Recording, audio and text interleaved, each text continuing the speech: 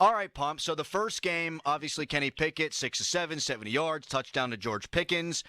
What do you want? What do you need to see from the offense now, and what really amounts to the dress rehearsal of this preseason?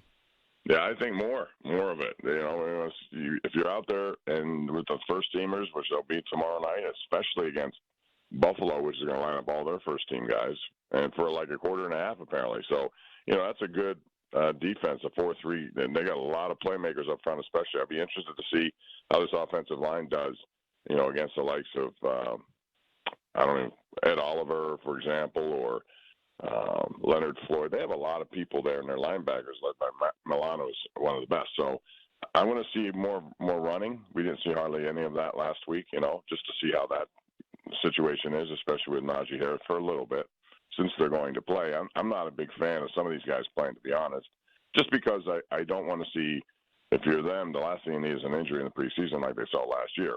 But since they're going to play, then if they could put together a nice drive, and again, the fact that they had 2 touchdowns last week beyond the red zone is encouraging, because last year that was slim and none of those. So if you can see more of that, that'll be good. And on defense, Joey Porter Jr., I think is going to get a lot of snaps. Didn't play last week, and I think that's going to be very interesting to see him play, guys. You say that you're not a big fan of some of the guys not playing, and I assume that's T.J. Watt, Minkah Fitzpatrick, Cam Heyward. How much should they play? Because they're going to play, but how much should they play, knowing that the Buffalo Bills are going to play a quarter and a half? It's been said by McDermott. Sal Capaccio was on our show yesterday, and he kind of broke that news to us.